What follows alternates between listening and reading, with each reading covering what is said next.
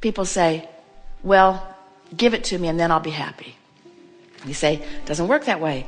You got to be happy and then you'll get it. Well, I would be happy if I had it, so can't you arrange it so that I get? And we say the vibration comes first. You have to line up with it first. And you've already done most of the work. You've lived the life which caused you to give birth to it. Source energy has become it and has created this powerful energy vortex that is summoning you. The call of source is so powerful. What does the call of source sound like, you say? Harps. The call of source doesn't sound, it feels. And the best word that we can give you so that you'll know that you're feeling the call of source or the call of your expanded being, the word is relief. Every time. If you're feeling fear and you let go of the thought, you're not going to go immediately to joy and ecstasy, but you will feel relief. If you're feeling frustration and you let go of the thought, you're not going to feel ecstasy, but you will feel relief. If you're feeling appreciation and you deliberately beat the drum of appreciation, there still is relief. There is no place in this stream from which you cannot find an improved vibration, because the expanded version of you is always downstream calling you. So as you are reaching for the better feeling thought, you're going to feel better and better and better and better and better. Well, we like that way of explaining this to you, because never before have we found such a clear, direct approach to helping you to understand how it is that you are the creator of your experience. You live in a universe that is based upon the law of attraction, but there is a duality in that you are source energy who always offers a powerful, pure, positive energy vibration, and you are also humanly focused in physical form, which means you can focus on things wanted and unwanted. And when you focus upon things unwanted, you split the energy and you feel the discord. And law of attraction is going to give you whatever it is that you are focused upon, because here in this physical body, with this brain you have, this consciousness that you have, this personality that you have, this attitude that you have, this mood that you have right now, this is your point of attraction. You are not a puppet on the string. You are not source energy that came forth just to be that source energy. You are source energy that is expanding, and that's why everything is established in the way that it is. What you're thinking about from your now me, human perspective, personality, mood, attitude, what you're thinking right now is what law of attraction is responding to. And you get what you think about whether you want it or not. You live in a universe that is attraction based with no exclusion, which means when you see something that you like and you say yes to it, you attract it. When you see something that you do not want and you shout no at it, you attract it, because there's no such thing as no in a universe that's based upon attraction. There is not a word that means no. Every word means yes, come to me. So everything you complain about says, come to me, this thing I do not want. Everything that you see in yourself that you do not like and amplify, you say, stay here, this flaw that I have picked out in my personality. I want you to stay for a really long time, and that's why I'm talking about you again today. When somebody in your life that has a personality trait that annoys you and you give your attention to it, even if you don't talk about it, you keep it active in your vibration, and that person usually is going to give that to you every time you're with them, because it's active in your vibration, and law of attraction is going to say, oh, a match, oh, a match, oh, a match, oh, a match, oh, a match. So if there's something in someone, in some vibration, in some experience that you don't want, and you turn your attention from it and activate something else, and that personality trait walks into the room in this person, and it's not active in your vibration anymore because you have been focused upon other things, now it doesn't match, it doesn't match, it doesn't match, it doesn't match. And you're going to think, I'm having a very nice time. But then if you think, that person who used to have that problem doesn't seem to have that problem anymore, law of attraction says, you have a match, you have a match, you have a match, you have a match, you have a match. In other words, law of attraction is very clever, very consistent in letting you know what's active in your vibration. And isn't that nice to know?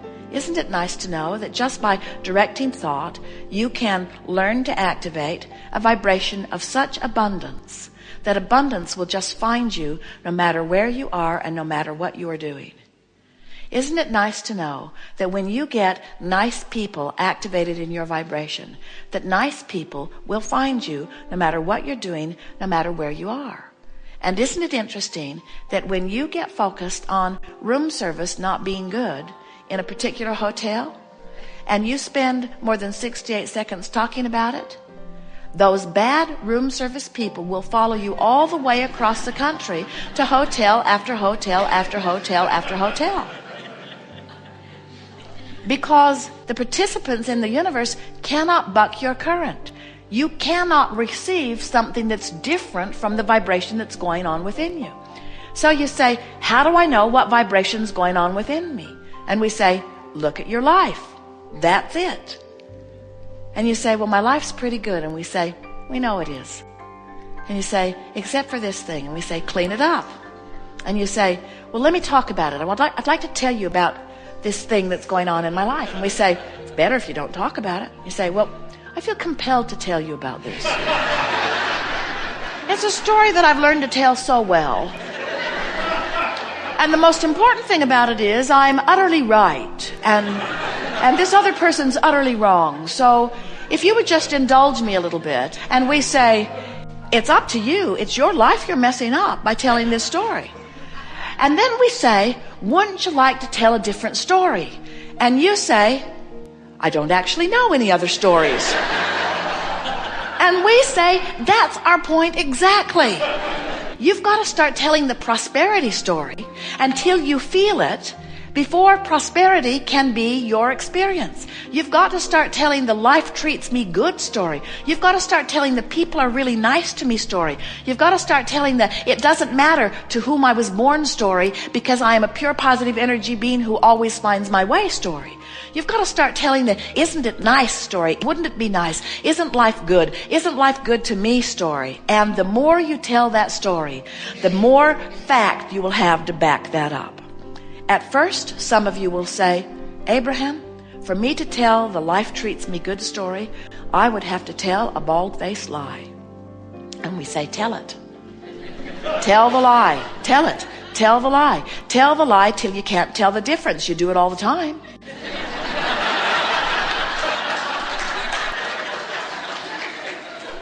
Haven't you ever gotten together with your sister or your brother years later and you tell your version of what happened and they tell their version of what happened? They're very different versions. And so we want you to understand that everything is perceptual. And as you tell the story the way you want to live it, as you begin to extract from your past experience the best pieces of it, as you sift through the now and look for the best pieces of it, it's one of the reasons that Jerry and Esther scour the country looking for wonderful places that they can have gatherings like this, because they're wanting touchstones. The other day, Jerry and Esther spent a day with Tracy, daughter, and son David, and their children, Kate and Luke. And they went to a hotel in San Antonio, even though that's where they all live. They went to a hotel and rented 2 rooms with a little private swimming pool area, and they had their own private golf carts, and for 24 hours, they did every fun thing they could think of doing in a 24-hour period. Barely slept, played and played and played and played. And then it was time for them to go their separate ways. And Kate said, she's 4, can we go to Olive Garden? It is my favorite place. Well, how can you not go to someone's favorite place? So they went to Kate's favorite place. She likes it because there are big tables and lots of crayons and fun things to do. And Jerry plays games with her from the minute they get there until the minute they leave. And so Kate and all had a wonderful coloring session at Olive Garden. And then as they were leaving, Kate looks into the street and she sees a very pretty stone. It was odd for there to be such a beautiful stone on a paved road. But Kate reached down and snatched it up and handed it to Esther and said, Grandma, you might want to keep this to remember what a fun time we had together.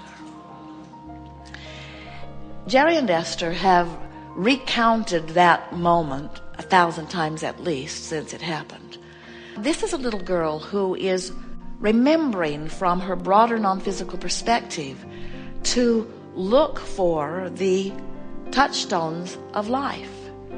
And we want you to realize that creating the most incredible life that anyone could ever live is about nothing more complicated than that. It's about looking from wherever you are for the best thing that you can find and putting it in your vibrational pocket, so to speak. It's about being willing to ignore what is, stop the criticizing, never mind the things you don't want, while you scour your moment-to-moment environment for things worthy of giving to grandma to put in her pocket. And as you orient yourself in that way, it won't be a week before you'll start announcing to yourself things have improved, and it won't be a month before you're starting to acknowledge things I wanted for a long time have made their presence known to me. And by this time next year, you will be saying out loud to anyone who will hear, I know the secret of life. The secret of life is remembering my worthiness and gravitating to that knowledge of well-being. And they will say, what? That is so deep. And you'll say, oh, but it's so simple to apply. It's just reach for the best feeling thought I can find wherever I'm standing, and developing a propensity for that. And they'll say, yes, but did you see what's going on CNN?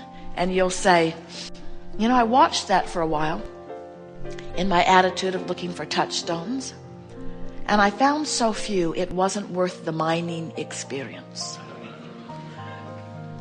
Television as a whole is worth mining, but there are some aspects of it that are so oriented in opposition to who I really am that I've stopped looking there. But oh, there are so many places that I'm looking.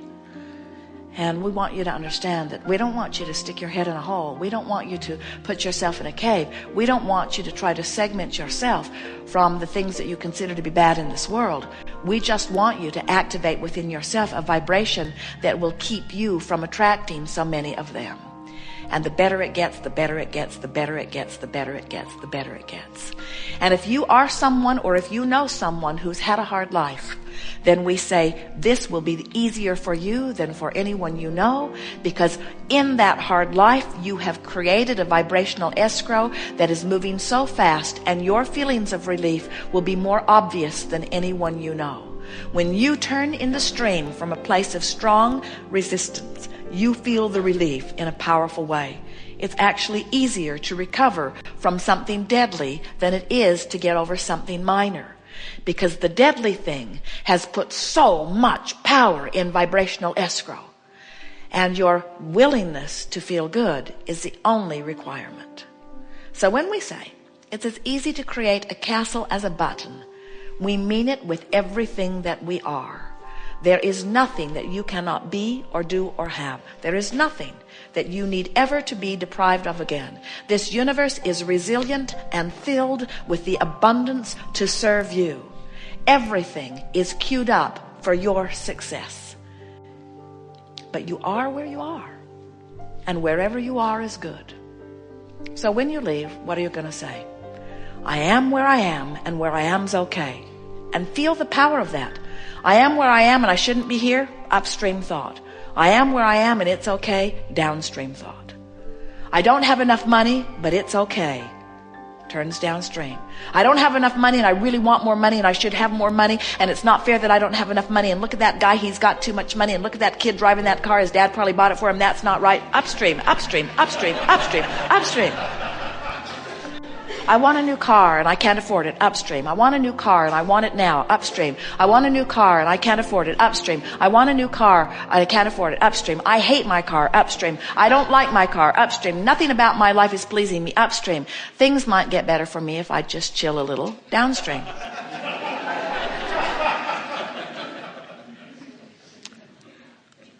So what would you like to talk about? We have satisfied ourselves completely.